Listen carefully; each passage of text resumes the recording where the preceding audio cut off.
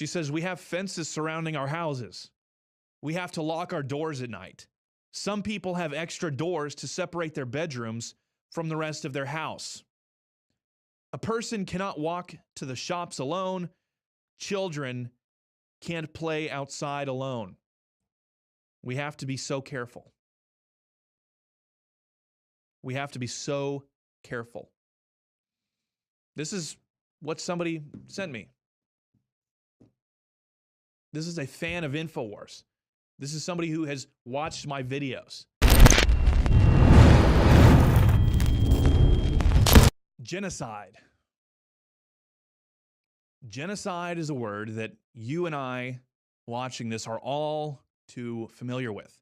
We've probably heard it thrown around our whole lives. We committed a genocide against the Native Americans. We committed a genocide everywhere. Everywhere that you can think of, Americans, Europeans, what have you, we've all committed a genocide. And we have this corporate guilt of genocide.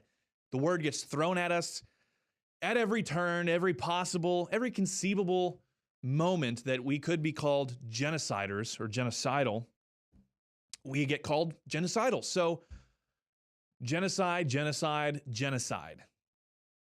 And why? For what? Well, I mean, there's a dehumanizing effort. Global government has been in the works for a long time. It's the big push for it was in communism, and we destroyed communism, but it mutated like a virus, like a sickness. And now we have cultural Marxism, we have political correctness, we have social justice. These are the mutated forms, like a flu bug mutating. These are the mutated forms of communism. And it results in anti-whiteness, anti-European, anti-Western, anti-civilization, anti-anything good, anti-Christianity, anything that's good or just not harmless. Like I would say that, being black, being white, one is not morally superior to the other. It's just a mode of being. There's differences, sure, but it's just a mode of being. This is just how I was born. That's how a black person was born. That's how an Asian person was born.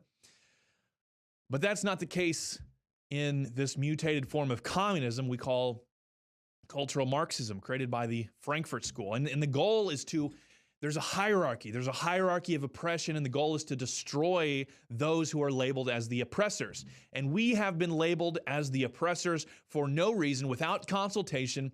And this is what is happening in places like South Africa, where white farmers who had nothing to do with any crime, no hatred, no murder from these people who didn't have power, they weren't in power during apartheid, they were probably pretty young. And these people, just by virtue of being white, they are just as guilty. They are part of this oppressive class that needs to be brought down a notch, needs to be brought down a rung. And genocide. That's one of the reasons that they need to be brought down. They committed a genocide as a corporate body. Of course, to any reasonable person, they didn't do anything. They didn't commit a genocide, but there's a genocide being committed against them. There is a genocide. Genocide is alive and well, but it is not us that's doing it. It's people in South Africa who are killing others just because they're white, to rid the country of whiteness, as they say. It's openly stated by politicians in South Africa that they want to kill the Boer. The Boer is a term for the Dutch, the descendants of Dutch settlers. So they want to kill these people just to rid themselves of white people. They want to kill all the farmers, and they want to redistribute the land back to Native Africans. So obviously the solution is just to break into people's homes in the dead of night, rape them, kill children, burn tires around their neck. That's the appropriate way to deal with this. And there's a girl that sends me messages on Twitter every once in a while. She's an InfoWars fan, and she, is from South Africa. She's an InfoWars fan. She's, sent me little shout outs from here and there on Twitter, just saying, hey, I love InfoWars, etc. And today she sent me things like this from time to time, but she sent me a message that said, farm murders are up 34% in South Africa. Please, America, do not get rid of your guns, because then you will end up just like us, defenseless. This girl is in high school.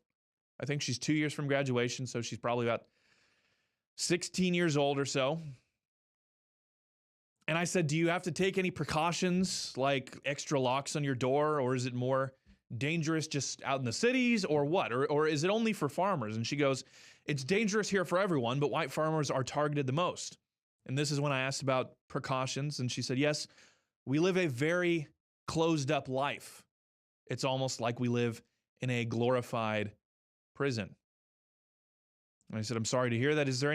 If there are any details that you would like me to know, that you would like to tell people, then please send them to me. So she sent me a couple. And I'm telling you this is real. The people in Farmlands by Lawrence Southern are real. These people have real experiences. They are being killed for no reason other than their skin color. Racism is real, and it's not against minorities. Is there some? Sure. But it's so negligible. In my opinion, it's not even worth talking about when there are people being killed, tortured, raped for being a certain color. She says, we have fences surrounding our houses. We have to lock our doors at night. Some people have extra doors to separate their bedrooms from the rest of their house. A person cannot walk to the shops alone. Children can't play outside alone. We have to be so careful. We have to be so careful. This is what somebody sent me. This is a fan of InfoWars. This is somebody who has watched my videos. Sends me little tips on conservative news. She's like, hey, Jake, in South Africa, this happened, or in Australia, this happened. Just little details about stuff like, can you believe this? Or like, yay, Trump. Whatever the situation may be, this is a person who cannot walk outside alone, cannot play outside, has to worry about walking places in their home, has to worry about fences around their house, making sure the gates are locked, making sure that the doors in their houses are locked in case somebody gets through the front door, they can't get into the bedrooms. Do you understand this? Genocide is real.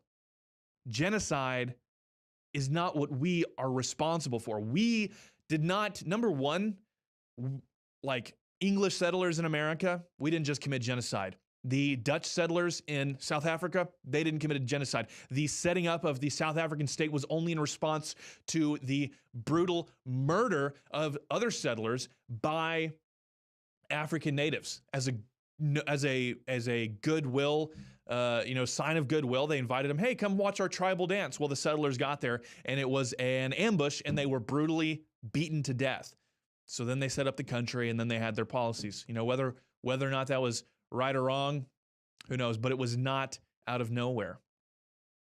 And by no means is it right for any race to treat another race as inferior because they're not inferior.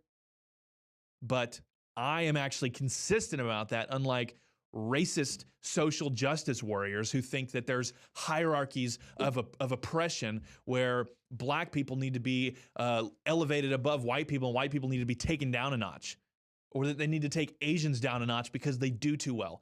I am consistent, and I believe that no race should treat another race as inferior because they're not. When the Declaration of Independence and other documents in our government, like the Constitution, say, we find it self-evident that all men are created equal, I believe that all men are created equal. Are there differences between people? Absolutely.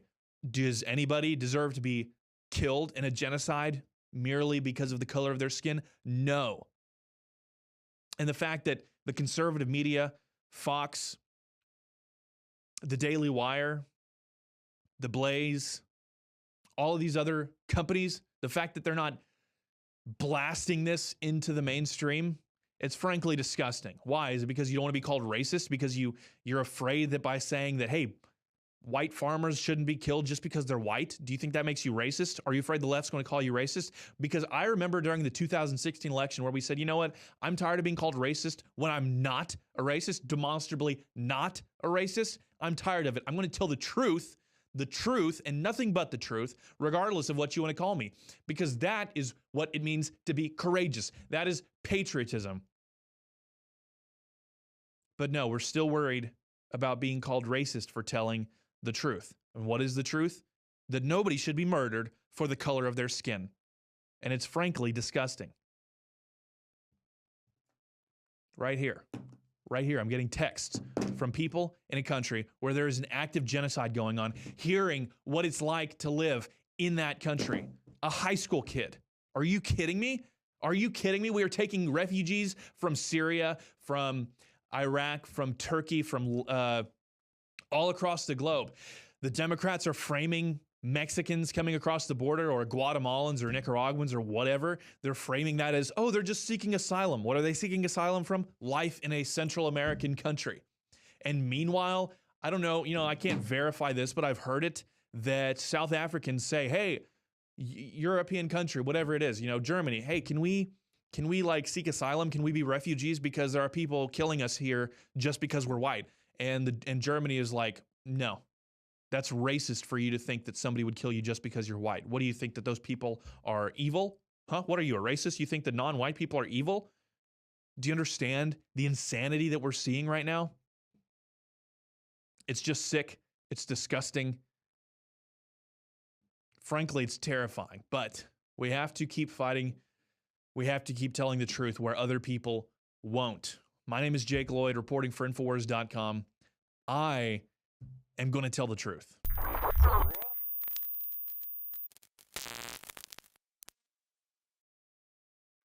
Living in Volcano may sound more dramatic than it really is. The real drama can be found here in Leilani Estates. But a lot of us on the Big Island rely on rainwater, and we need to be concerned about ash and acid rain. Volcanic ash may contain heavy metal particles, and acid rain could lower the pH of the water to unhealthy levels. To find out, we employed a series of tests for heavy metals, alkalinity, and pH. What we learned was that there was in fact unhealthy levels of heavy metals and acidity in the rainwater. Next, we tested the water from our Alexa Pure gravity filter. And not only were the heavy metal levels within safe measure, but the pH was also restored to optimal levels. As it turns out, the filter on the Alexa Pure raises the pH of the water. So what we've learned is that volcanic ash and acid rain can contaminate a rainwater supply. But more importantly, a good water filtration system will purify it.